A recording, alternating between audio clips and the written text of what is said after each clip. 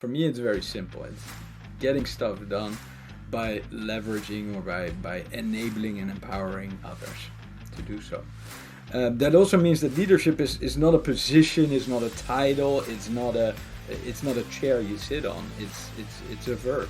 The reason we started THNK was because we believed that maybe leadership development could be a big lever to create positive change. Intuitively, we're noticing that rather than a machine analogy, we need more of like a rainforest analogy. Mm-hmm. If we take a flower away over here, a monkey over here dies, and we don't quite know how and why. We're more empowered than ever before to make a difference. And sure, there's big forces at hand, but individuals and very small groups of people can make a huge difference.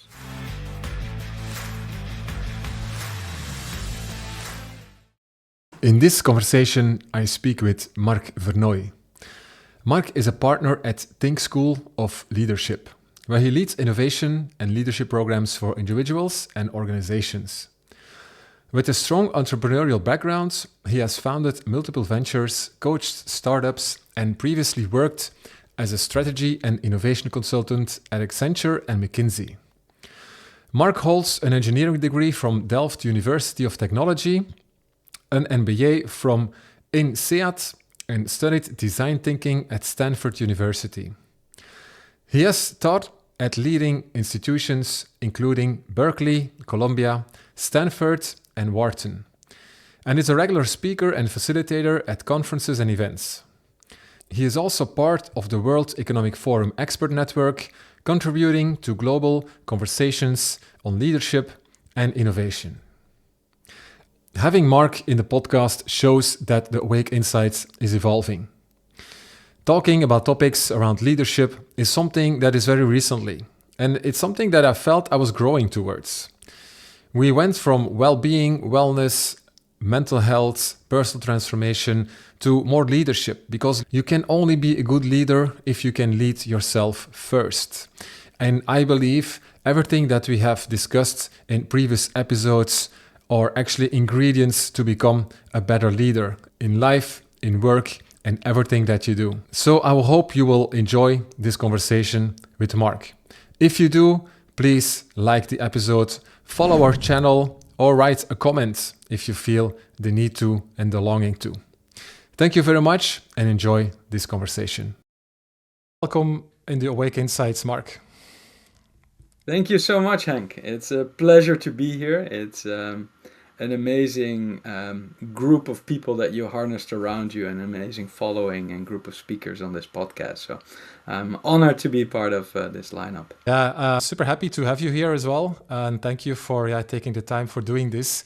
Leadership is something that I talk about quite recently, and I started focusing it much and much more, and I started really getting passionate about that, coming from a more personal development background, tackling issues around health, well-being, and then I came onto the path of leadership, and that's the reason why I invited you to come here to dive more into this, because you're already on that journey for many years, and I'm actually curious what leadership actually means to you. And why that started to become an interest and probably a passion of you as well. Yeah, so leadership is a big word, and there's many different definitions, if you will. For me, it's very simple. It's getting stuff done by leveraging or by enabling and empowering others to do so. That also means that leadership is not a position, it's not a title, it's not a chair you sit on. It's a verb, it's an act. So leadership can be done from any chair if you want. Leadership is also not the same as power. So whilst people might be in a position of power, that doesn't mean they're always leading. Might mean they're sometimes leading, most often leading. Sometimes they're just harnessing their power to get people to do things they want to do. And that to me is not the same as leadership. And so it's really about getting something larger done that you couldn't do yourself. Inspiring others to to follow and to collectively get something done. But that's the way I think about leadership. Relatively simple. Also means that leaders can be very senior, very junior, and despite the fact that people might be in a very high position, they might not always be showing the act of leadership. Yeah. Do you think leadership is for everyone? Is it something that everyone can learn, or are there some specific traits that you need to have as a personality, as a person, to really become a leader? I think we're all leaders part of the time. I think it's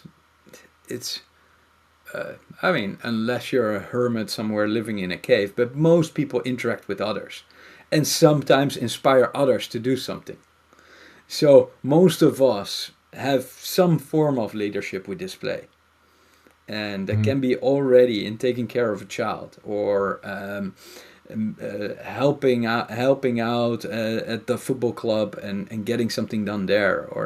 And so there's many places. I think leadership is also something that can be trained. And that's our work, I think. That's the work we do, is helping leaders become better, or helping people become better leaders. I think also, like with everything, some people are more naturally gifted than others. Some people are more naturally gifted to be public speakers. And at the same time, one of the public speakers I admire a lot, Obama, says he worked damn hard at getting as good as he got. So like in sports, it's always a combination of nature and nurture. We're obviously in the nurture business. I think also becoming a leader, as in becoming somebody in a leadership position, I'm not sure that's something that everybody should strive for. I think there's plenty of reasons that not everybody is in a leadership position. Say, a senior person in a large organization, right? Be that a company, a government, an NGO, doesn't matter. I don't think everybody aspires that, and I think that's healthy. I don't think that's for everyone. I don't think that it's necessarily for everyone the path to happiness or flourishing. I think there's people doing very well being in some sort of craft where they're perfecting their craft without necessarily being a leader. Yeah, when you're sharing that, there's a lot of things that are coming up. Actually, it's difficult to structure them in my mind, but I think I agree with what you say. Like, I don't think everyone should become a leader, and also not everybody can become a leader. And I think it has a lot to do with first maybe being able to lead yourself before you start leading others, and then also thinking about why do you want to become a leader? What is your why? What is your purpose? And I believe, and we hear a lot about leadership in organizations, in corporate environments. While when I started to become more interested in leadership, I was looking more in people online, people that are influencers, people that are doing podcasts, people that have certain roles in society, in politics, that are leaders, and they have to spread a message to the outside world. And then I think one of the most important skills to become a leader is being able to communicate, being able to share your message in a way that people understand it, because you can have a lot of ideas and philosophies and things in your mind, but if you're not able to communicate them very clearly, then it's hard to become like an understandable leader and someone that people are going to listen to. So I can imagine that is part of the things that you learn in leadership programs, to learn to communicate better. But I believe that there are different leaders. So or different people in general. You have people that can communicate very well, that have that skill well developed, maybe from a younger age or whatever, and they're also more extrovert people. And then you have people that are maybe less communicative, but have a lot of great ideas and brilliant minds, and they are not able to communicate that well. Can you share something about that, about these different personalities that you have experienced in your journey, teaching leadership and things like that? I hope you're enjoying this conversation so far. As you probably have noticed, the Awake Insights podcast is more than just a place for great conversations. It's part of something bigger, the True Impact Club. The True Impact Club is a supportive community for anyone who feels called to share an important message or story and wants to reach a bigger audience. Whether you're looking to step onto stages, get featured on podcasts, or simply amplify your voice, the True Impact Club is here to help. They don't only support you in preparing for these opportunities, but also ensure you have a seamless follow-up system in place. That way, when people are inspired by your message, you can connect with them, build meaningful relationships, and even turn those connections into clients. If this resonates with you, or you want to find ways to make a bigger impact, you can find free resources on the website you can find here below. Thank you very much, and let's go back to the conversation. Yeah, so you're packing a couple of things in, and I think first in the beginning you said there's something about leading yourself before you lead others, is what you said, and that resonated quite a bit. And at the same time, I often say it as leading yourself before you lead others, and at the same time that's not completely true. And the reason why it's true is if you don't know yourself, if you don't know what you're good at, what you're weak at, how you became the person you became, if you don't know why you're doing things, your purpose you hinted on, then it's really hard to lead well, and it's not sure that you're leading in a direction that's going to be very helpful for yourself, for others, for the world. So that's the reason why it's really true that you need to lead yourself before leading others. Why it's not true is that discovering yourself is an everlasting process, and you can continue to go deeper, dive deeper. You can do a quick self-assessment, probably in 5 minutes online somewhere. And some people do therapy for decades. And even some of the most interesting guru types or people who are great coaches are still discovering new things in themselves. So it's a journey that's never finished, which is why you cannot put it before the other journey. You have to walk those two journeys at the same time. I think the other thing that you're hinting on is the fact that people have different skills as leaders, and people require different skills as leaders. One way to think about it, very simple, as a leader, if there's not something you lead towards, then I don't know if you're leading, and if you're leading, it's probably not that helpful. Then it sounds and feels a bit random. So you need some kind of vision, something that you're leading towards. Now, that doesn't mean for everybody that they need to be visionary.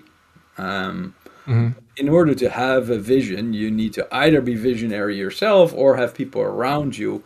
And then I'm taking visionary very light, right? That can be a real beautiful big vision when we think about people that are really visionary, like maybe a Steve Jobs or something.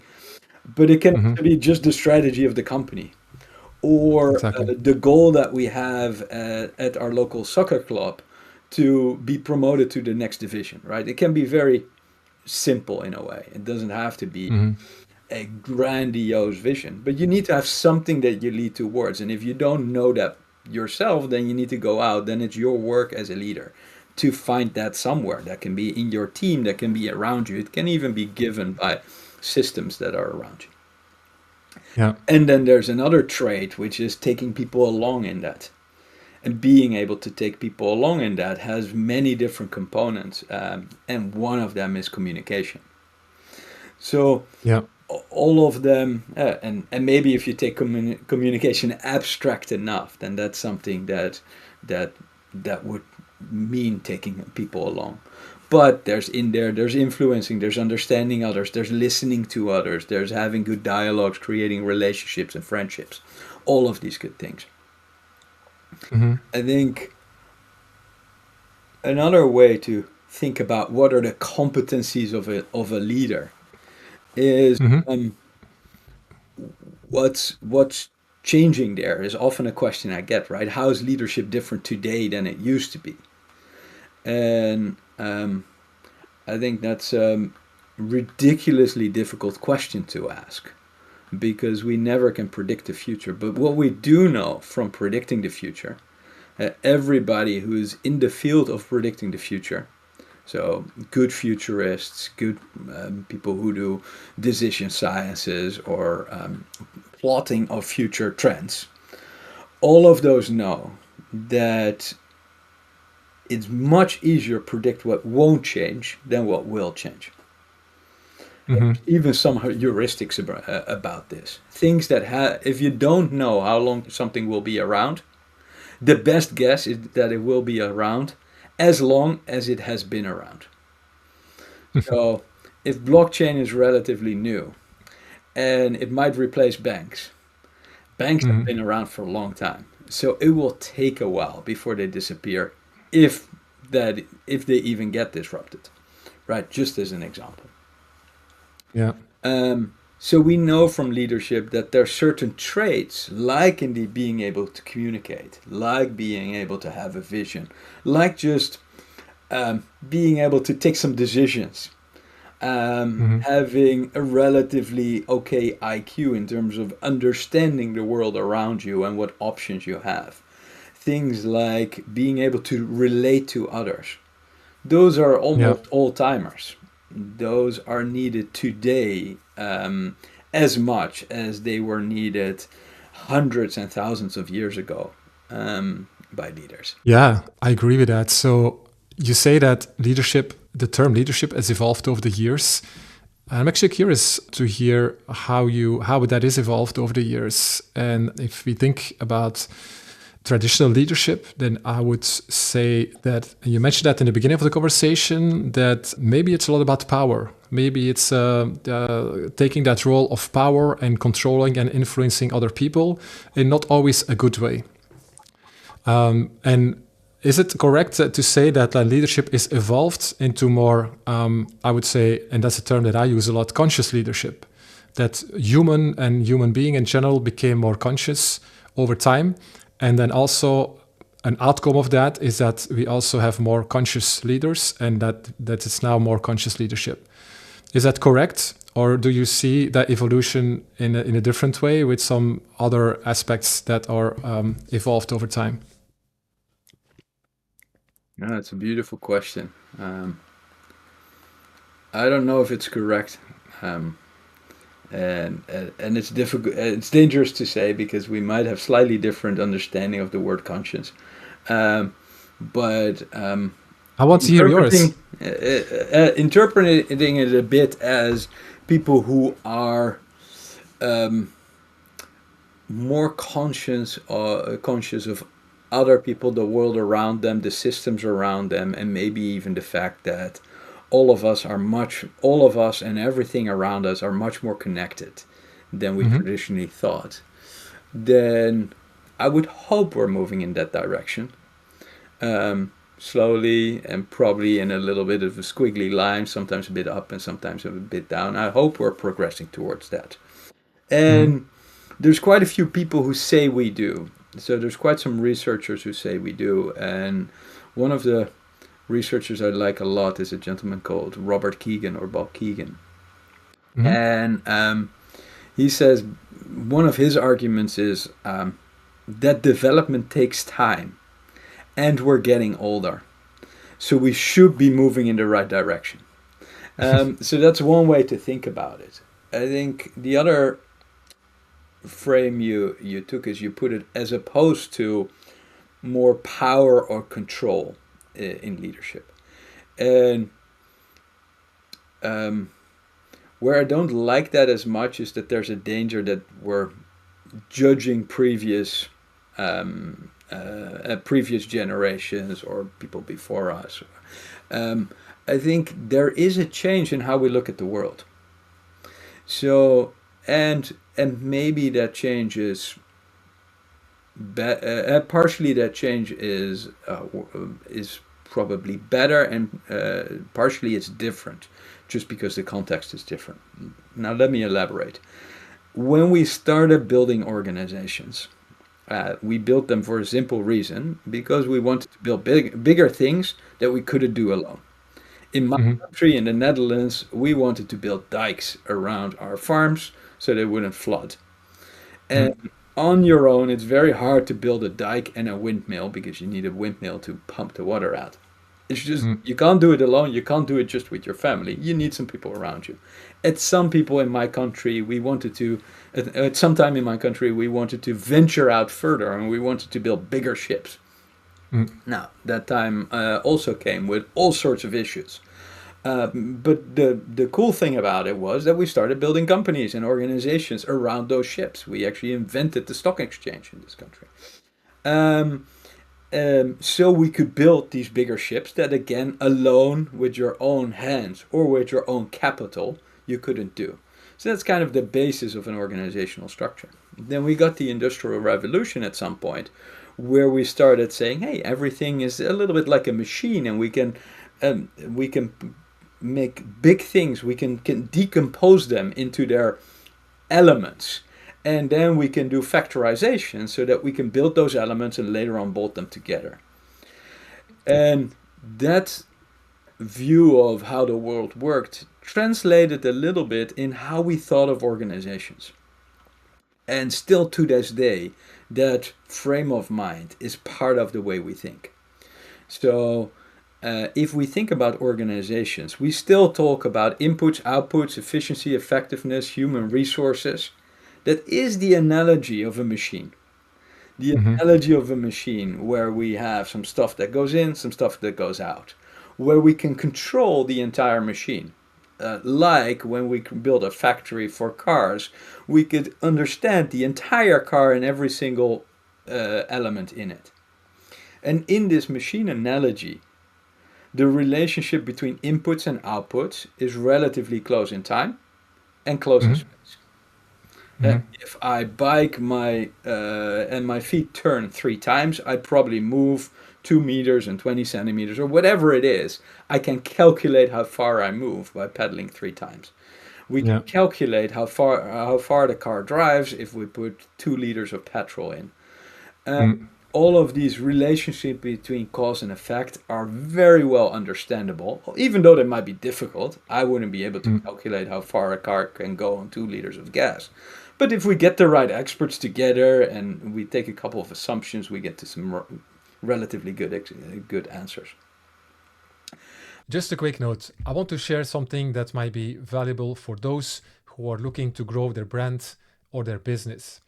The True Impact Agency is a digital marketing team that supports you in building everything from marketing funnels, landing pages, to ad campaigns and custom websites. Their focus is equipping you with the right strategies and systems to elevate your business and presence. If that sounds interesting, visit True Impact Agency to learn more and book a free consultation call. It's a great opportunity to clarify your goals and take meaningful steps forward. And let's go back to the conversation. I think what we're seeing today, going back to this notion of was that power, that notion of power and control. If you can understand the whole system, then it makes sense to have a pyramid in which we break down our organization into its parts and start controlling that so that we get to the right outputs. Mm-hmm. What we're also seeing today is that system doesn't always work. It starts to break down a bit. And maybe it worked better when we had a factory with 200 people than today when we have companies like SAP with, I don't know, 100,000 people. Mm-hmm. Right? So if we have 50,000, 100,000, 40,000 people companies all of a sudden, maybe that image of a machine doesn't quite work anymore. And we're seeing that mental model is kind of breaking down. And intuitively, we're noticing that rather than a machine analogy, we need more of like a rainforest analogy. Mm-hmm. If we take a flower away over here, a monkey over here dies, and we don't quite know how and why, because there's feedback loops, there's tipping effects, and in general, the relationship between cause and effect is much more distant in space and time. Mm. So now that we're seeing some of those models break down, we're also seeing, hey, we need to change something. We need to change maybe a little bit in our leadership. Maybe we don't quite understand all the way at the top. If we turn over here, what will happen over there? So we need more iteration. We need to trust people a little better. We can't always control it all. Now, that's a shift. That's a shift for us as societies. That's a shift for organizations. That's a shift for individual leaders. And not for everyone that's equally easy to do, because we've been trained for a long time in that other analogy. The Yeah. whole, everybody who went through an academic studies, the scientific method that you're taught is Mm. essentially an assumption of that machine analogy, not as much one of that rainforest analogy. So I think Mm. there's a shift in context, a shift in understanding, a shift in framework that leads to also new requirements for leadership. Mm. Yeah, interesting. So while you were unpacking that, I had that feeling that it was like a lot about an organizational structure, bigger organizations. And what came up in me was like, okay, what role can AI play into this? Because everything that you were explaining, like these calculations and what has an impact if you change this, that has an impact on this. Understanding how AI works, I would say that's something that can drastically change this or replace maybe a human being for operating this kind of structure. I don't want to dive too deep into this because I have another question around that too. But how do you look at that specifically? How AI can replace certain leadership roles in the organization structure that you just mentioned? Beautiful question. And I don't know if I have a great answer, but I'll do a little attempt. I think it's almost like the famous Russian dolls. Within AI, we have the same problem. We don't quite know how AI truly works. I mean, we know some things. We know how it uses zeros and ones. We know what kind of Data. hardware it requires. But truly, how AI deeply comes up with what it comes up with, we Mm. can't really look inside the box. So even within AI, there's this same problem that it doesn't quite work like a machine. It works more like a Mm. rainforest, or at least we can't unpack it. Yeah. Um, I think what we have the advantage with AI is that we can process vaster amounts of information at much higher speed than we can today. So that obviously can support leaders in just taking in more information and making decisions, maybe better, maybe faster. Um, whether um, AI, I mean, it's very clear that AI has huge potential inside organizations to do work, and we're Yeah. learning what work today it can do slightly better than other work, and what kind of work is really really useful and where it's extremely dangerous. I mean, I'd love AI to do my marketing for me, and we know it can for large parts. Mm. And asking AI about my health, particularly if I'm really ill, is probably quite dangerous.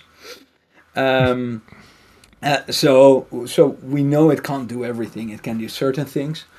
Um, I think at its current trajectory, it's better at doing tasks than doing roles. So AI replacing leaders, I wouldn't understand yet how to think about that. Um, AI replacing tasks of leaders, absolutely, it's doing that today.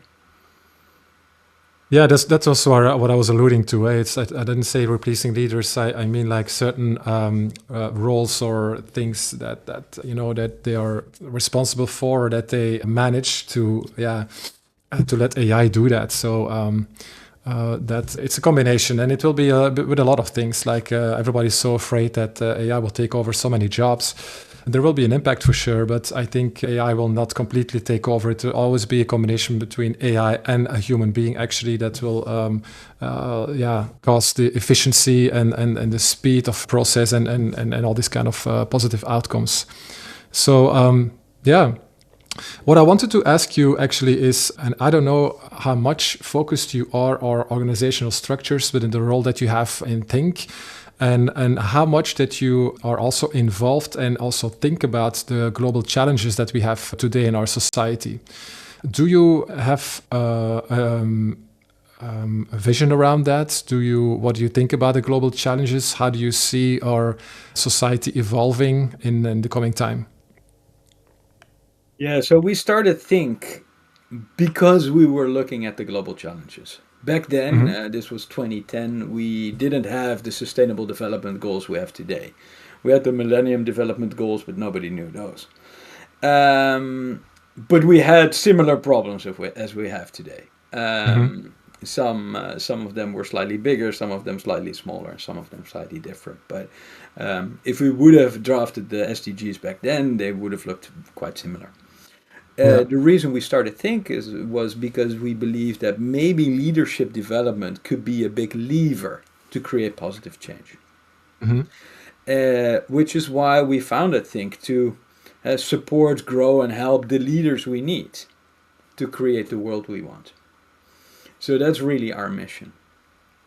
And if we think about how that might work, we think that if we develop humans in the leaders in the right direction, if we help them move in the right direction, they will probably inspire their teams to go in the right direction, and those teams will lead the organization in the right direction, and thereby organizations will lead society in the right direction.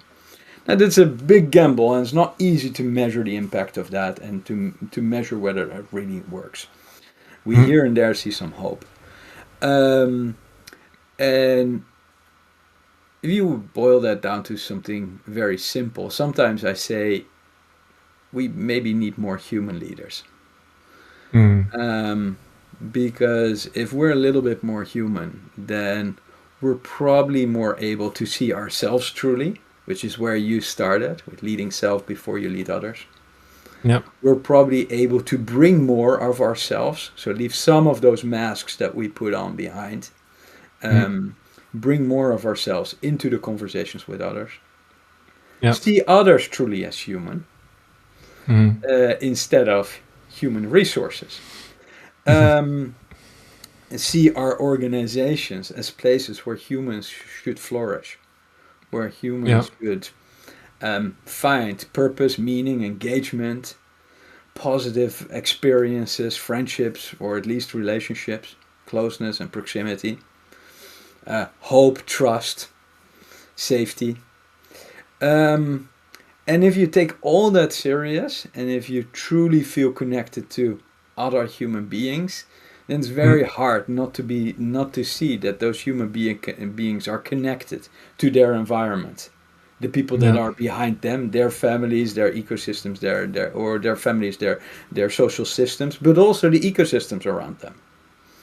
Because how can you flourish if there is no healthy space to live, if you don't have clean air, if you don't have water, if you don't have enough greenery or animals around you that thrive and survive and thrive. So I think that word human is maybe too simplistic. Hmm. But if you take it really deep, it means that we're all a little bit connected to each other and connected to the environments that we're in. Yeah. And I think if we lead with that in mind, we're probably all better off. Mm. Yeah, I agree. Yeah. Do you see certain organizations where they need that kind of leadership the most right now?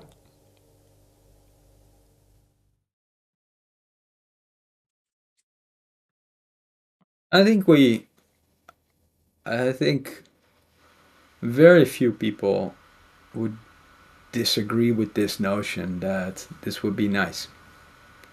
I think there's a lot of fears around it of if we move in this direction, does that still satisfy other things I need to satisfy, like Mm. my shareholders or systems that I believe in or whatever, or my own financial well-being or my own personal well-being. Yeah. So there's all kinds of fears attached to moving in this direction, and reasonable fears, right? It's not always easy to Mm. move in a positive direction while taking along all your stakeholders. And there's beautiful stories of how difficult this can be, um, uh, which is why leadership also takes courage. I don't think there's specific places where this is not relevant. Obviously, there's places in the world and there's organizations where people have it better than in other places.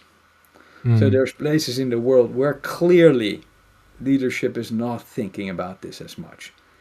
Mm. Where clearly in certain countries, certain leaders are more interested in themselves, their financial well-being, or something else than the well-being of their people.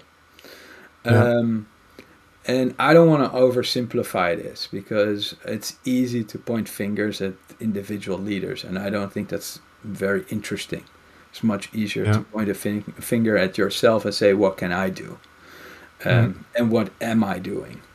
Because yeah, there's this beautiful speech about the man in the arena.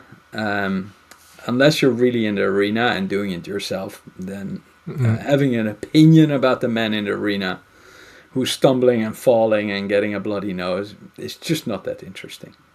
At No, least not it's in my true. book. Yeah.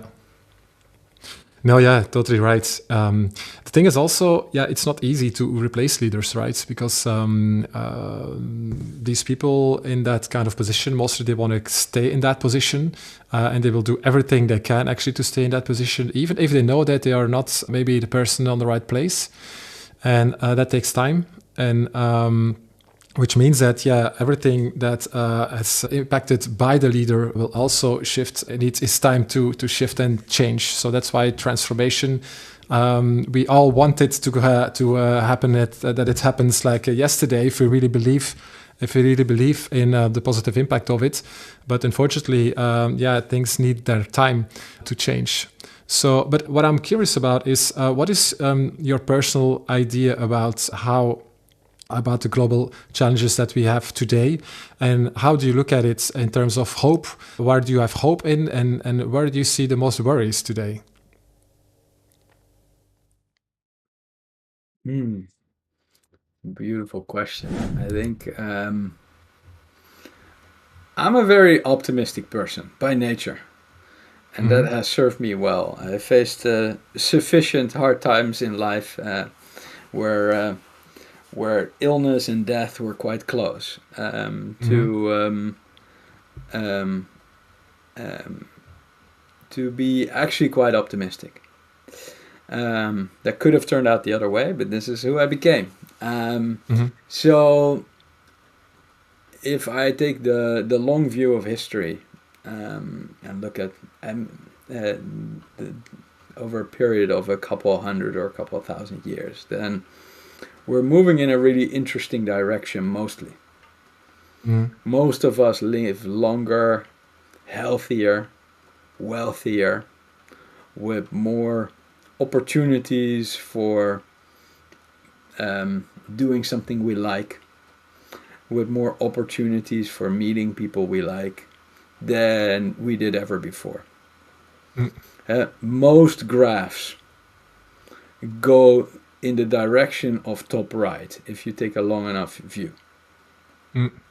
Um, but they're all very, very squiggly. which means progress is never a straight line, and Exactly. and it's never equal. It's also never fair.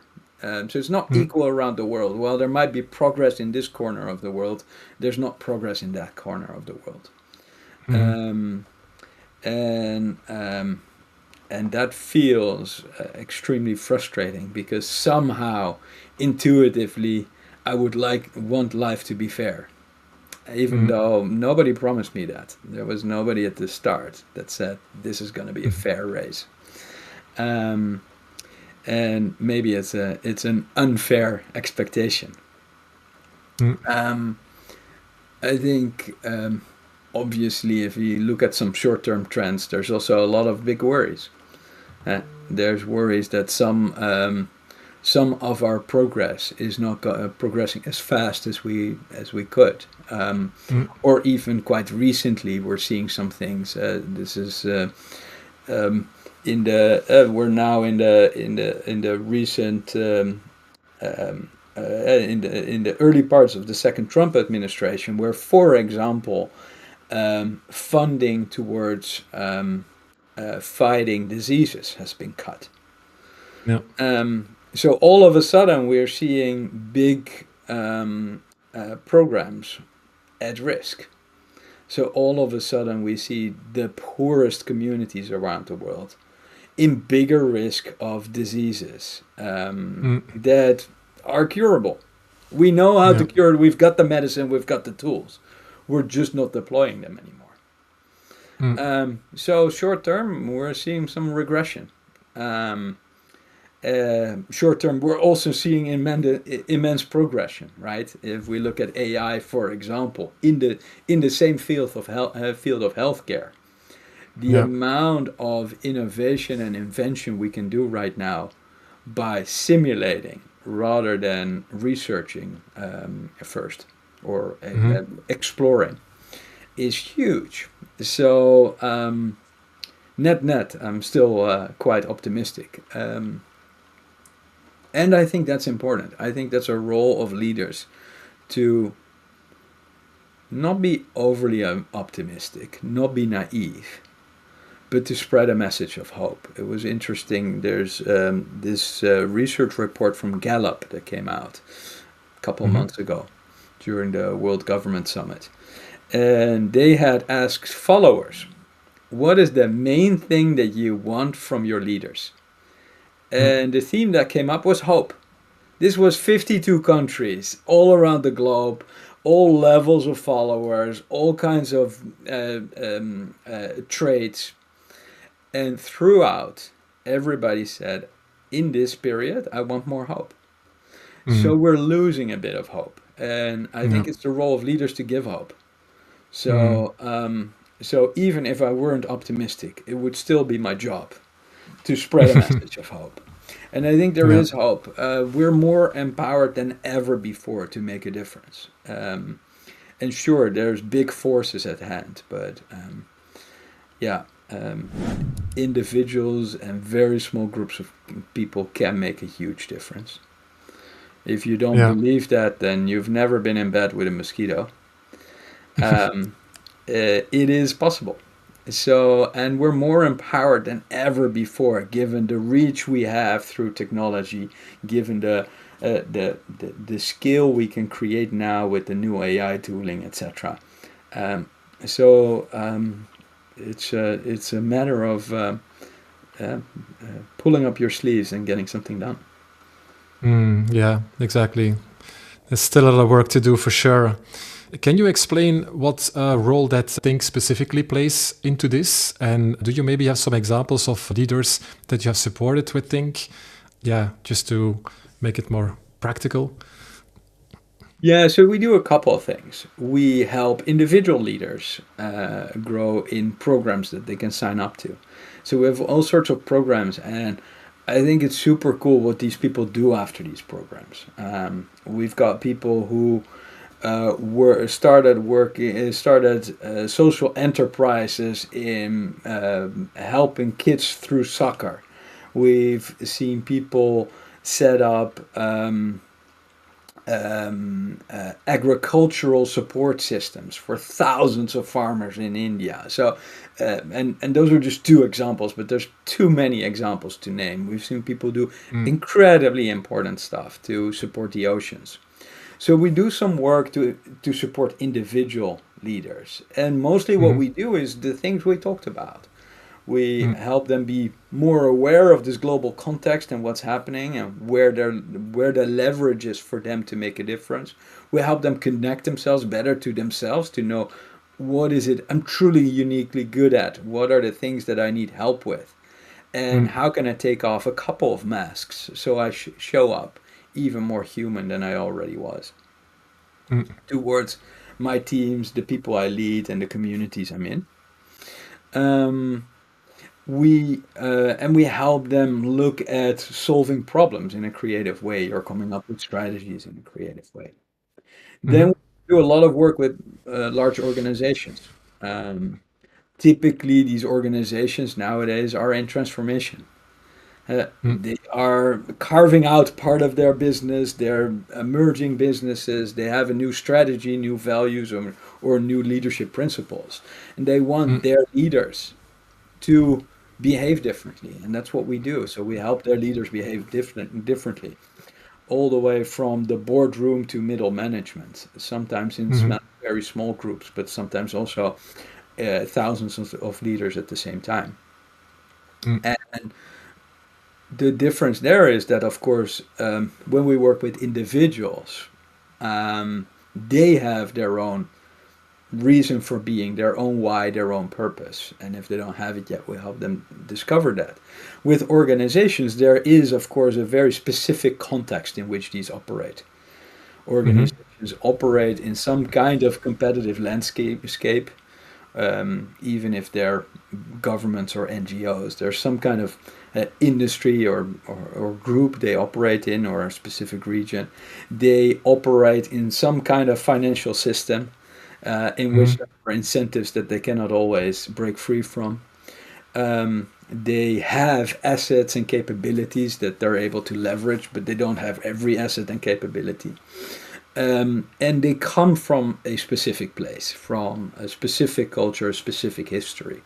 And just in the same way that you and I can change, can grow, can develop, but cannot become something completely different than we are. There's only so much range both of us have. Realistically speaking, that's the same for organizations. So for these organizations, we do a lot of work to understand what is this context, what is where do you come from, what do you have, what is, and what's the direction of travel that's most helpful, and how can we then help you and your folks get there. And then we do sometimes some programs, sometimes large transformation programs. That differs a little bit. A lot of coaching, team coaching, those kind of things. Yeah, I can imagine the more stakeholders you have in the organization, the more difficult it is to make those transitions, because there are just more people and entities and whatever involved in this kind of thing. So what I wanted to ask is, do you feel now within THNK, and if you look at all the projects, that in these times that we're living in now of transformation, a lot of things are changing, that there's more to do right now, that there's more demand, and that you just see that, there's just more work to do, and we maybe have to also grow our organization or grow our teams actually to do something on the demand? So I don't know. So to the first is clearly yes, there's more to do. And so it feels like the world is changing faster than ever. It feels like companies are struggling to keep up. I think that 87% or so of executives, I think Deloitte found this, believe their organizations are facing major disruption, and only 10% of them feel prepared to respond. The average lifespan of a company in the S&P 500 dropped from 61 years in 1958 to 18 years today. An average CEO is around for only for 5 years or less.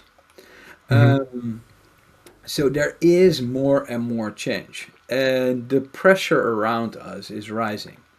Whether that's now the political tensions that we see, and the fact that we're more dispersed, and the fact that pushes down on our ability to spend. And we need to up our defense spending in Europe with about 3% of GDP.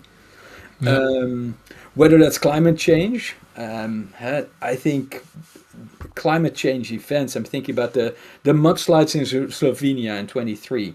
They caused, I think, 15% of the country's GDP. That's twice the cost of COVID for an average European country. So these climate events are coming more often, and the costs are significant. Yeah. And if we then look at inside of companies, it's the same. I mentioned Gallup earlier. They do this employees engagement surveys. Only 23% of employees are engaged in their work, actively engaged in their work. That means that over 70% is not engaged or disengaged. In Europe, that number is even lower, and it's not 23%, it's 13%. Wow. So there's huge pressures, and if you're thinking about leaders, that means that the amount of challenges that are coming up are coming faster, faster, and faster. Yeah. The amount of truly difficult dilemmas that I'm facing, and I mean, if they're coming up to a leader's plate, particularly if it's the CEO's plate, then they're no longer problems you can solve. They're just difficult choices that have downsides across the board and upsides across the board. So they're true dilemmas. Those dilemmas are coming faster and faster, like waves passing us over. And there's less and less time to decide. So that doesn't necessarily require more people. I think on the one hand, in a lot of places in organizations, we don't need more people because we can get AI to do it. We will find other jobs for those people, and we will find other occupations. We now have people whose job it is to build robots. And I don't mean physical robots, but the digital robots or the digital employees. So we'll come up with all kinds of new jobs. But if you think about those waves and waves of difficult decisions that are coming up to leaders, those dilemmas they have to face, that's not about more people. It is about being bolder, being more courageous in standing alone and still taking that decision. It's also about being better at building trust. And the reason I say that is that in many of these situations, you have less time to make the decision than you have to communicate. So that you're gonna make a decision without informing stakeholders. Be that your non-executive board, be that your employees, be that your vendors, your suppliers, your clients, your customers, the press, doesn't matter. So if you haven't built some trust and friendships and relationships up front, then that will be harder and harder. The level of mistrust from society is already higher. So we need to invest more upfront in trust because we can't do it while we're taking these decisions. So I think that's rather than having more people, I think that skill, and these are all non-cognitive skills, right? These are all building relationships, about truly listening, etc., etc., about being courageous, about having a good moral compass, all of these good things. So investing in that is becoming more important. I don't think it's about more people. Yeah, it's interesting you mentioned that because I believe the same, and I see that also more and more happening. So right now we're recording a video podcast, and I think this is like the perfect medium for people in a leadership role to show themselves more and to just be more visible and to share more their ideas and their perspectives, not only to the people in the team that they are leads, but also to the outside world, actually, to really be open, transparent, and share that vision that someone has. So I think there's an important role still to play, and there is a whole field of opportunity for leaders to do that. And I see that happening, but not enough. Is that something that you guys within THNK also think about? Maybe encourage people to do that, leaders to do that more and more? Yeah, it's interesting. So I think yes, on the side of we help leaders develop those non-cognitive skills better. We help them change their mindset in the right direction. I think quite practically, you're also saying, hey, there's an opportunity with these technologies, like for example podcasts, to spend more time with each other. So so we don't have to stick to the clickbait tweets, but Exactly. have a true discussion where people truly get to know you. And this is an opportunity that leaders might want to leverage more. And I think that's true. I think I think you're getting a completely different view of leaders. I spend a lot of time listening to podcasts because it's a medium I truly enjoy. For this reason, because you get more under the skin of a leader to learn how they think, why Exactly. they do what you do and what they do, rather than just the output of their thinking and their why. And that's particularly when that output is then shared in a tweet. It's Yeah. very hard. And of course, a tweet or an is it called an X? How do you call that thing? Anyway, um, Yeah. Not clear. uh, that's of course a metaphor for the shortness. It's the same on daily talk shows where everybody effectively only has a minute or three to pitch what they're there to talk about. I think long format is very interesting. Now, I also don't know what happens if all leaders flood us with podcasts and how we're going to listen to all of these. So, I'm not quite sure what the solution is here, but I think it's an interesting theme, yes. Yeah, true. It will be a lot of content if all the leaders will move to podcasting and create long form episodes for sure. But on the other hand, I think it's good that it's there and that there's availability and that people can choose. And if they want to learn more about someone, that they are able to do that. There are just too many companies and organizations where we even don't know the name of the CEO or the leader or who's operating it.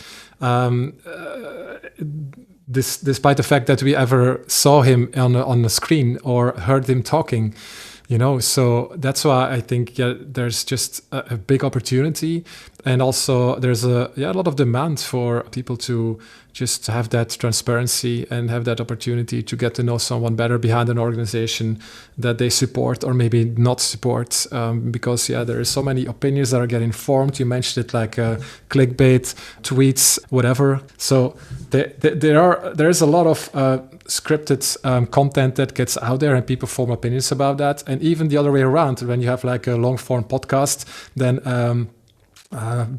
mostly the mainstream media, they take some things out of context, and then they put it online there in a tweet or whatever. But then people have the opportunity and the chance to go and watch a full podcast episode to decide for themselves what that person actually meant and if it was really in the context. So I think that's a good evolution that we are going through.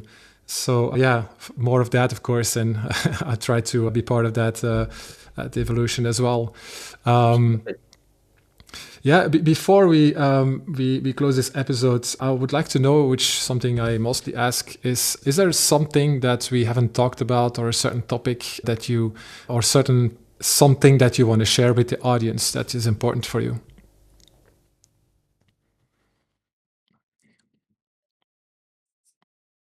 Well, I think throughout we hinted on this a little bit. Is that leadership is not a spectator sport, and yet it is. So we spent a lot of time as a society practicing leadership as a spectator sport, evaluating leaders, forming opinions about them and their actions. The amount of scrutiny that if I look at my own country, but globally I see the same, that leaders in politics get, the the storms that they get over them when they make a mistake. We're getting to a world where, or we're risking getting to a world where, as a leader, you're not allowed to make a mistake. And while I am pained every time that leaders make big mistakes, and people suffer because of it, because that's the reality. If you're in government and you make a big mistake, then people suffer because of that. And we should not condone that suffering. We should not look away from that suffering. But to punish the leader for it is a very dangerous strategy. Because we risk that leaders can only do stuff that they're 100% sure about. That means we risk all innovation. We risk all new ideas. We put at risk almost everything we hold dear by saying you're not allowed to make a mistake. And and obviously there's mistakes that we should not allow for. And there we have police and we have judges and all that good stuff. And I'm by no means saying that everything should be allowed in the world. But if we expect perfection from our leaders, if we expect no mistakes to be made, we're setting ourselves up for disappointment and failure, because we're all human at the end of the day. Even though we'd like to make human leaders more human, they are human, very human. True. So all of us will make mistakes. So I think whenever we see mistakes and we see that it goes wrong, I think a more interesting question than to say, how do we prevent this from never ever happening again? And thereby creating more and more rules that tie us down. And all of these rules are good rules in themselves. But altogether, they're a little bit like the strings that tie down Gulliver. None of the individual strings tie down this giant called Gulliver. But together, he's tied down. As society right now, it's very hard to build houses because we have all kinds of good rules. Every single rule is a great idea. We shouldn't be looking at ugly houses. We need to protect all kinds of natural habitats and animals. And we don't want our backyard to be a mess. All of these rules individually are good, but collectively they tie us down. And I think the only effective strategy is to, instead of making leadership a spectator sport, then making it a sport we engage in, and asking ourselves not what did they do wrong, but what can I do to make it better. Not pointing the finger at others, but pointing the finger at ourselves. So whenever we hear ourselves say about the people in our organization and in our teams, they do this, they do that, ask, what am I doing to solve that or to facilitate that, or how was I the reason for that? When we point to our leaders saying they do this, they do that, point to ourselves and ask ourselves, what can I do to improve? And maybe it all starts with inspiring a little bit more hope, as we talked about. One thought I had when you were explaining is that, don't you think that people are more forgiving for people that admit their mistakes and not that angry to, I don't know if it's the right word, angry or whatever, like frustrated about leaders that make mistakes? I think the problem is in a lot of cases, just also from my experience and perspective, that, and I see that a lot in politics, I think, that people just don't, they do everything they can to not admit their mistakes. And that is what makes people angry. Making mistakes also, but I think less.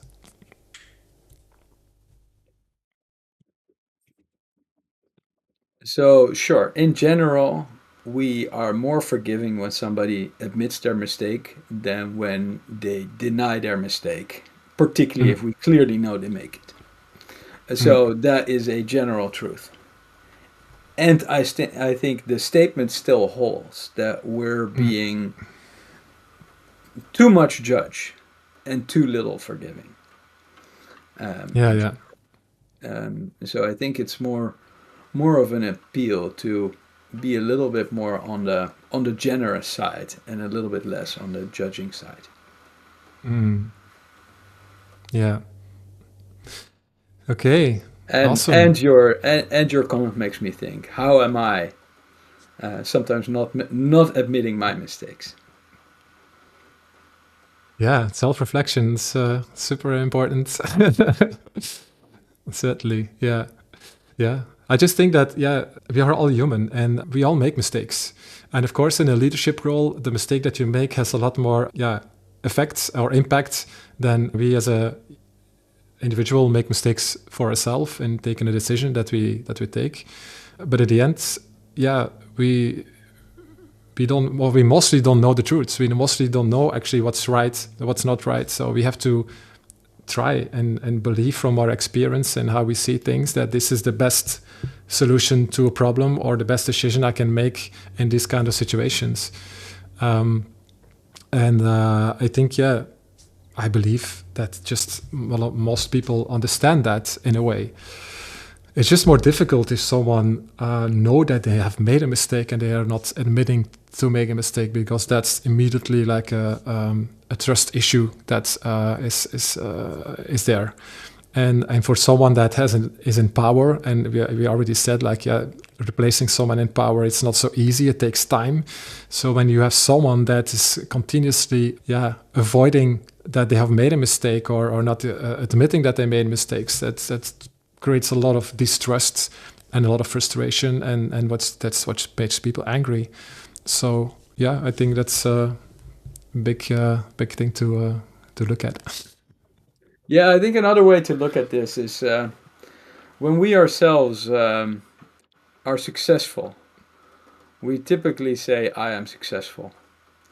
When something went wrong, we typically explain why it went wrong rather than saying, I did it wrong. Hmm. So I wasn't successful because of the market, because of the condition X, Y, and Z. So we externalize our mistakes and we internalize our successes. And when we Exactly. look at leaders, we're not as gracious typically. Mm. Mm. So when a leader is successful, very often we say, yeah, but they were in a successful context. We Mm. externalize their successes, and when they make a mistake, we say they made a mistake. Mm. So we're a True. little bit more gracious towards ourselves than towards others. And I think if we could pull those things a bit more together, that would help. Yeah, that's true.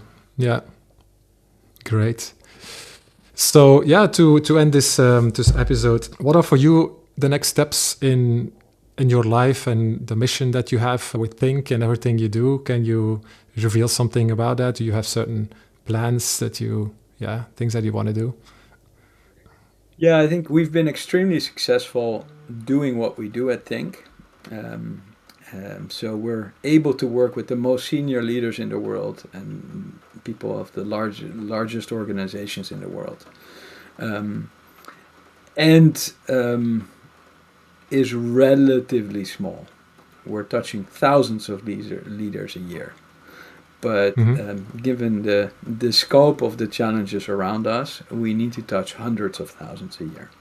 So Mm. that's our big mission. That's one of the things we're spending most time on right now, is making sure Mm. we increase the scale of our impact. And obviously, we're developing new approaches for that. So we're now able, where we used to be able to reach hundreds of people at a cost level that our clients could afford in an organization, we now can reach 10,000 if we want, Yeah. at a cost level that they can afford at the quality that we do. So that's the big thing we do, and that's both for our clients but also open for organizations around the world. So that's the big mission we're on, is really opening up our impact in those places where maybe affording our services is not as easy. So that is at lower levels inside large organizations, but that's also in regions where previously our kind of services were not accessible. Okay, great. Yeah. Do you want to share information where people can find you or where people can find more information about THNK? Yeah, they should definitely come to our website and particularly maybe sign up to our newsletter at think.org. THNK.org. For the rest, if you Google our names, it will come up on or search for our names on any platform, you'll find it. Amazing. Well, yeah, thank you for your time, Mark. This was a really interesting conversation. Yeah, I got a lot out of it, and I hope the audience as well. Leadership is a very important topic, and I learn every day more and more about this, and I hope that we are going to have more the human leaders that you talked about, the conscious leaders in the definition that I'm looking at. And I think with that, I see a lot of hope in where our society is going in the future. So thank you for sharing your knowledge about this and everything that all the experience that you have with this. So thank you very much. Thank you so much for having me. I love the conversation, and thank you for having me on your platform and making me part of your community.